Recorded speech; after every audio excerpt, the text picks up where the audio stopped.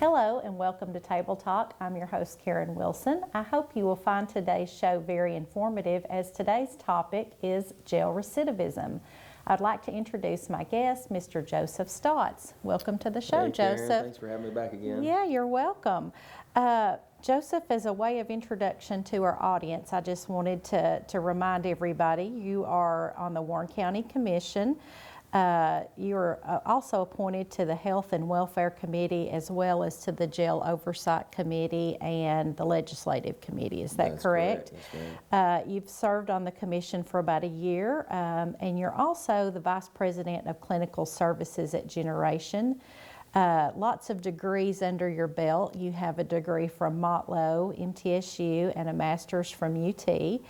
And you're a licensed clinical social worker with 4,000 hours of face-to-face client contact. So I'd say you're well qualified for not only your job at Generations, but the Jail Oversight Committee and the Health and Welfare Committee. So, Well, thank you for that. yeah, lots of I guess I should say lots of school hours, but also hands-on work in this area as well. So let's talk, what is jail recidivism and what causes this revolving door? Well, jail recidivism is, the tendency for an offender to reoffend. You kind of said it best, though, when you said revolving door. If we look at it like that,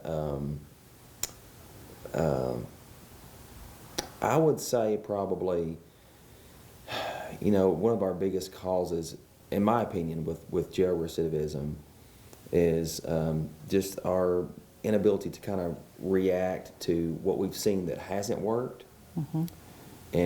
and take a few steps back and look at that and say, okay, well, we've tried numerous things, they haven't worked, let's try different plans. And that goes into the whole concept of it's not always easy to admit that we've not approached things in the right manner.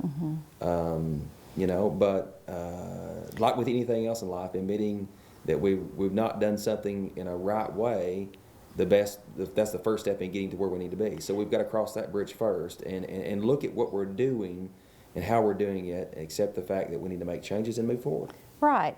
Well, and it's not just a Warren County problem. It's not something, when I was looking up some of the statistics on it, the U.S. has the highest rate of incarceration in the world. I was shocked to read that 1 out of 36 adults are under the supervision of the U.S. correctional system. So not just a Warren County issue. Not by any means. We're, with those inmates, every one of them are unique people with unique situations. Yes. And kind of have to learn, I guess, from each situation on how to deal with it. To going back to the statistics of incarceration, are we failing to rehabilitate the inmates? Because that's truly what the goal of the jail time is rehabilitation. Yes, ma'am. I feel like we are. We're still kind of operating under the concept of catch and release. And by any means, I want to take a few steps back and say, in my opinion, this has nothing to do with, quote unquote, the failings of rural jails or rural county sheriff departments. I mean, they're simply being given the inmates and this population to then find the most appropriate way of dealing with them when they get them. They're, for the most part, they're not involved in, it's the sentencing and all these things over here ahead of time that we've got to do things differently on and look at ways to divert just the concept of punishment. I'm not opposed to that at all as far as the concept of punishment, but what we've learned and we're learning from a correctional standpoint is that punishment coupled with treatment and a rehabilitative program is what works. punishment on its own, it doesn't work. You know, so it's we've got to look at again sentencing and diverting. You know, whether it's the simple VOPs, you know, violation of probations, and you know, why are we just warehousing people? You know, why are we just putting them in jail? If our expectation is that by putting someone in a cell and locking them in, and then releasing them in 30 days, that they're going to do something different with their life. I mean, I don't know how or why or where the myth to begin that's going to happen. I mean, I don't know. If you did that to me, I'd probably be a little bit more ticked off and aggravated and learned a few more extra tricks I didn't know to begin with. True. By being there. And so here I come. I'm going to go back out in my environment, reassociate with the same individuals, come on back. You know, so, but I'll tell you, I think our rural jails are doing the best that they can do with what they've been given. Specifically, again, with our sheriff here in Warren County, he does a great job. You know, his staff, I commend them on everything they do. They're doing a great job. Our jail numbers are down here in Warren County. I'm a big advocate for Tommy and everything he's doing. But I think, you know, moving forward, we've got to look at the sentencing aspect, and we've got to look at getting more mental health treatment in jails, as opposed to mental health treatment coming in jails. It needs to be part of the process once they get there. And we need to change that mindset, and we just haven't got there yet. Well, it takes a lot of moving parts to that, I'm sure, and a lot of additional programs. You're talking money to have counselors and things like that come in, which I know Generations has helped with that. Let's jump into why we think incarceration rates have increased so much. Not just, you know, we said Warren County is down a little bit, but just over the United States in general. I think there's a lot of different reasons. Access to mental health treatment and the stigma involved in mental health treatment certainly continues to perpetuate the idea that it's not something needed, that we just kind of, you know, push it under the rug. So that facilitates people that are mentally ill being involved in scenarios in society to where that if they had received treatment, they may not have walked into a business and created havoc, or went into someone's workplace, or a school, or you know, a lot of people on the other side of the fence, you know, kind of propose more of this scenario. Well, that's personal choice. Well, yeah, it's personal choice. That's true. That plays in that. But when someone has a severe mental health issue, and you know, they're hearing voices, or they're paranoid, or things like that, it's pretty hard to make effective personal choices. So again, that goes into that. And so I think that, you know, not recognizing mental health as a significant issue, it's still, I mean, it's, you know, next year, you know, we're coming up on 2020. The stigma that it existed in, I'll just use 1990 for an example, it's still just as prevalent today as it was 30 years ago. Are the resources there for these people? Because sometimes you get people that can't afford traditional treatment as far as going to counseling. They don't have insurance and things like that. Are there resources there for people that aren't able to afford that? In some ways, yes. In some ways, no. You know, the state has a program called Safety Net, Mental Health Safety Net. That program is meant to assist individuals that are uninsured to receive mental health services when they don't have insurance and when they can't pay. And so, but the state has about 15 current providers across the entire state that are only able to provide safety net services. So, having said that, the services are available. In my professional opinion, however, the services are not divvied out across the state appropriately as they should be. You know, what example would be saying, let's say that in one county we have a mental health provider providing safety net services to individuals who have no insurance, but that site has to cover 19 counties. I mean, we're talking about, again, the same population that has problems with transportation. Yes. So what's the likelihood that someone can keep appointments and get to appointments? And so Safety Net is a wonderful program. It was kind of implemented and thrown out in the early 2000s, 2005. It needs to be carefully reevaluated and re-implemented across the state more appropriately for people to access services and funds. And I think that would help solve some of our issues. It's not the complete answer, but I think it is a starting point. Coupled with treatment in jails and preparing people to re-enter society.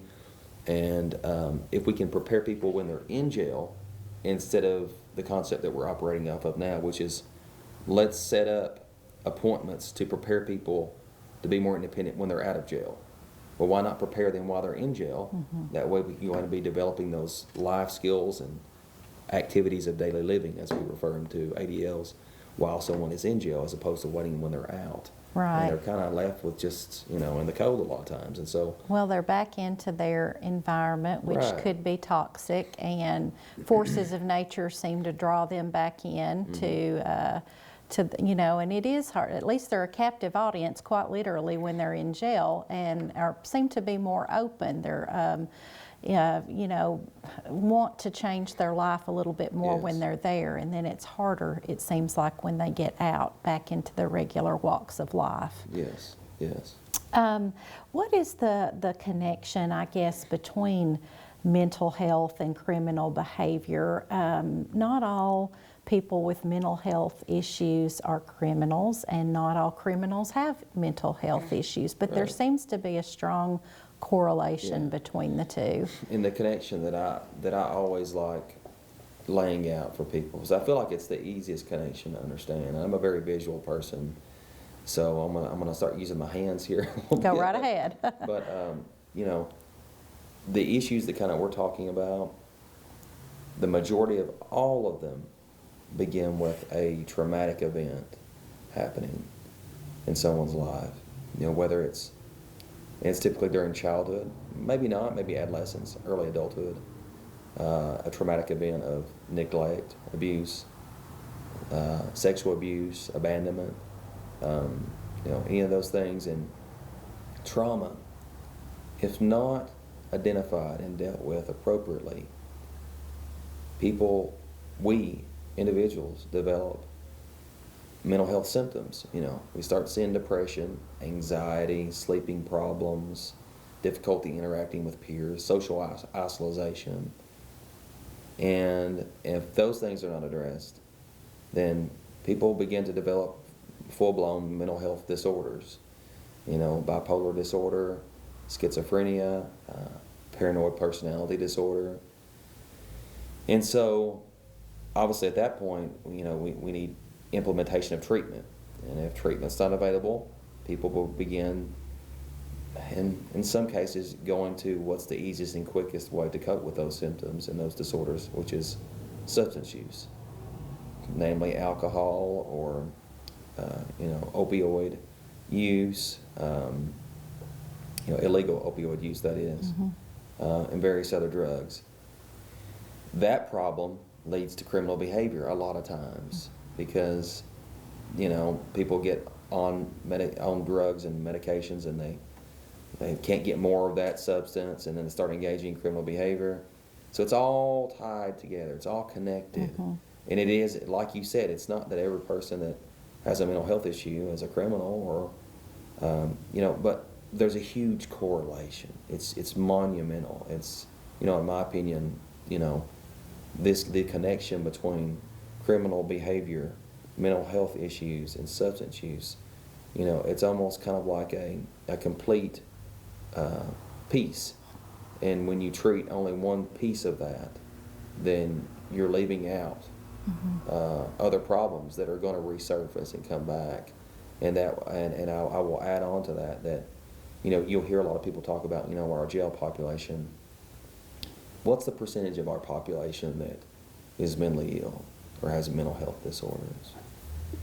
Well, I would simply think to myself then, even if I was a layperson, I would think, why would someone commit a crime? What's the odds that they just wake up one day and think that it's okay to, go into a public place and attack someone or commit robbery? These are not things that just transpire in someone's mind overnight. It's a development a dysfunctional way of thinking over time.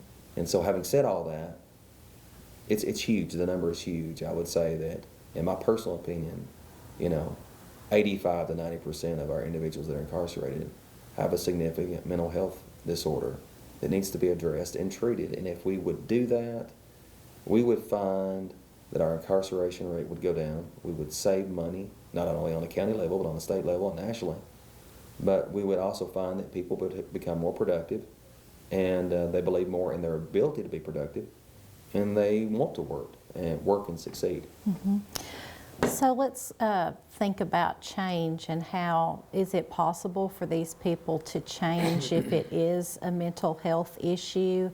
Because probably most of us think of change as in you just inner strength and I'm going to do this. But if it's true mental health, do they have the ability to change? I always like looking at mental health as, a guidepost for people, as something that's there for them to support and encourage them. Something that's there to tell them, I'm here to help you. But also, too, the best day for you will be when I know that you don't need me anymore. And so, because then you're instilling in them the confidence that they can do everything on their own eventually, that they're capable of doing that. But you want to be there for them during that process and facilitate that and link them to resources after that. So after that process is over. But I think everyone has the ability to change. It certainly starts with having the want to change. But people need support and reassurance, and they need services, and they need the ability to know that they have someone to reach back out to if they fail. But I believe completely in people's ability to change and make a change in their lives. But it starts with a personal choice, I think. But I don't think that looking at mental health as a personal choice is a good way of looking at it in a broad sense of the term. Because I think that's where we fail a lot. We think, well, we have these offenders, and if they want to do better, they just do better. Well, maybe they don't know how. Maybe they weren't blessed with parents that taught them how to take care of themselves daily. Maybe they were neglected. We go back to that trauma aspect. If they had all that and that existed, maybe they don't know how. And you would think, we're adults, we know everyone should know how to get up in the morning and practice self-care, bathe, take a shower, talk to people, interact with people appropriately. Some people were never taught those things. So we have adults that don't know these things. And so we should try to understand that and reteach them that. And that's why I'm a huge advocate for behavior modification also in our jails. Our guards and our people that are in our jails need to be trained in behavior modification. They're there every day working with these individuals. What a better time to be helping them learn how to change their behaviors. A lot of people would say, well, that's not their job. Maybe it's not.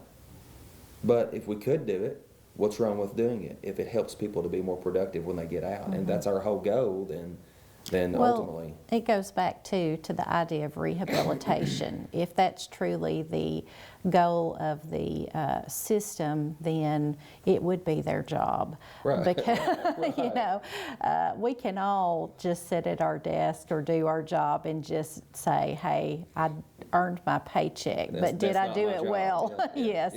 Yeah, but we all are expected, I think, to do the job to the best of our ability, and that may entail some extra, like you said, modeling life skills and coping mechanisms and things like that. You talked about families and the groups, I guess, that these inmates go back to. Many of them do seem to lack that positive support system when they get back into the community. What can be done to address this lack of support that they may have in their home life, or the friends they choose? As a society, what can we do to fix that? That's difficult. Ultimately, I think it comes down to just, as a society really recognizing how important, that threshold of learning is for children. I think that, and the importance of the environment, the effects of the environment on the child, and looking at the importance of people, implementing appropriate means of parenting children. I mean, it really does all go back to that. I'll tell you just a quick sidebar, funny story. When I started, made a decision to work in or study mental health years and years ago. I had someone in my family, a family member, tell me they made a statement like, "Well, why do you need to study all that stuff about why people do things wrong? If they were taught appropriately when they were kids, we wouldn't have all these problems." And I'm kind of like, that's just the old way of looking at things. So I spent decades reading books about theories and why people do things, and there's a lot of truth to it. But at the end of the day, there is a lot of credence to the fact that it goes back to those early years and teaching what's appropriate and how to interact with people, and so if we build those foundations up then we don't have to deal with ultimately the question you asked me. But if we do have to deal with that afterwards and we don't have those skills built in, then again I would default back to having those mental health services built into the inside of a jail and setting up natural supports.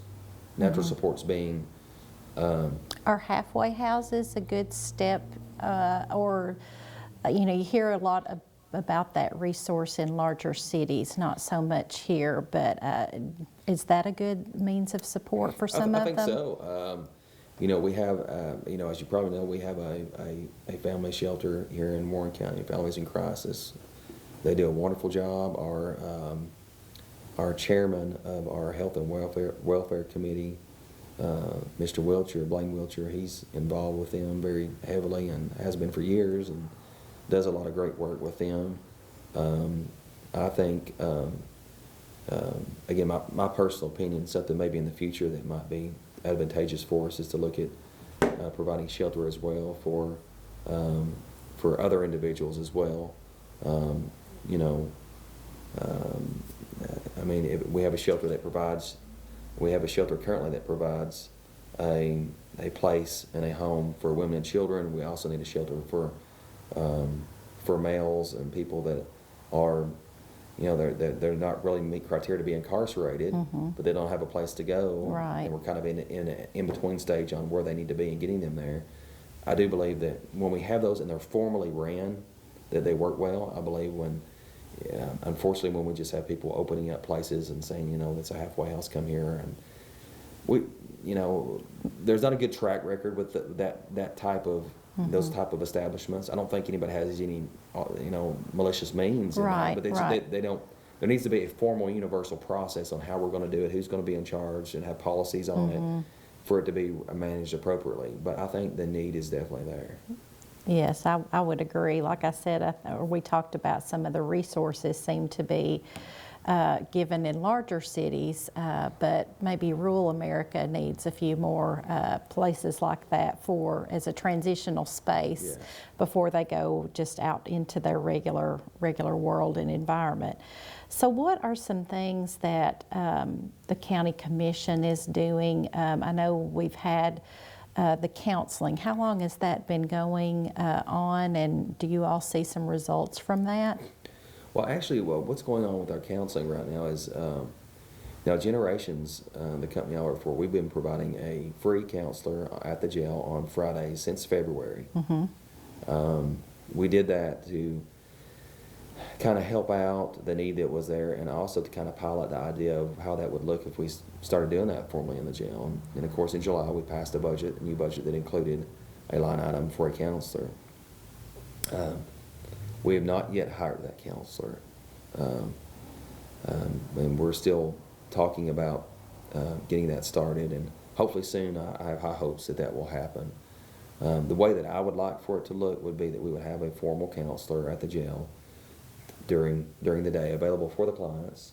Maybe their hours could be adjusted. Maybe they could, whatever the sheriff and the jail staff feels that is a time of day and days during the week that the counselors most need, they would be there and provide formal therapy services for inmates. Also, that in the booking process, that we would collect data on people when they're booked on their mental health issues, and we would use that data to kind of assist the counselor and to help justify the services in general, maybe apply for grants, things like that. And also, too, I think it would not be a bad idea to look at being able to provide some sort of medication, psychiatric medication management at the jail. That would be a more in-depth process on top of that would build off the counseling aspect, and they would coordinate that with the counselor. But unfortunately, we haven't started those things. I'm one of these people. I think I'm gradually becoming. I joked about this last night in a meeting that I spoke at.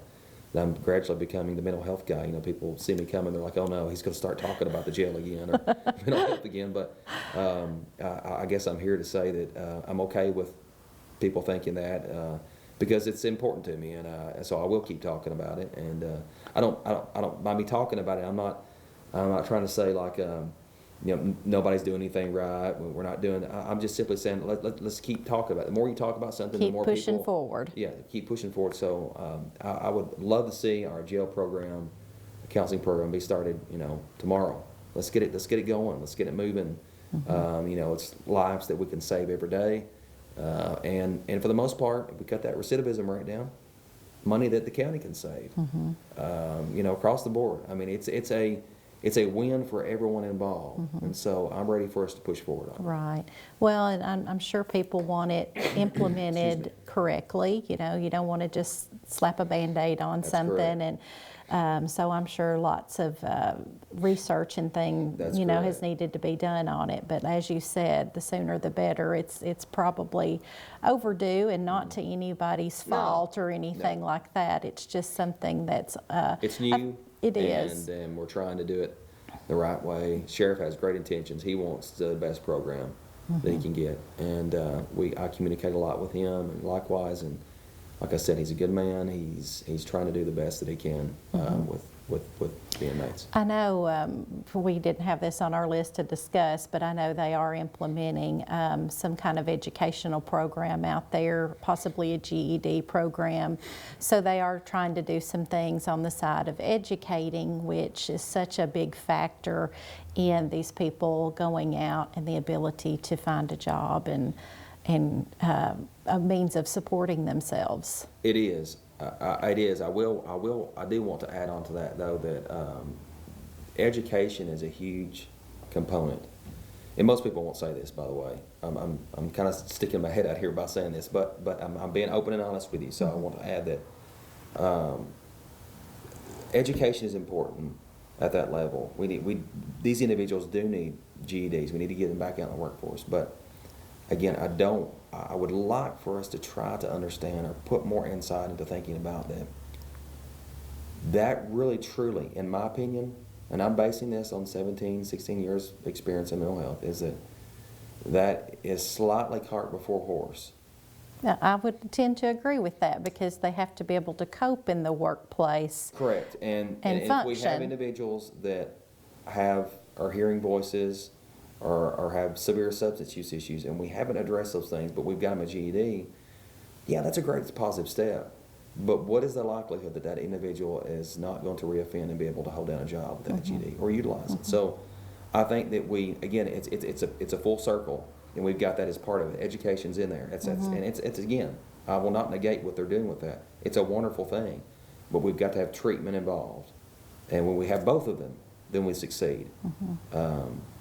That's when we see the most success. Well, and I think just a final thought is that as citizens, we think of people in jail and we have a harsh view of them, but then we have to remember, those are people out there. They have circumstances in their lives that we don't understand. We couldn't even begin to understand. And the goal, as we said, is to bring these people into society and have them be healthy, happy, fulfilled. That's right.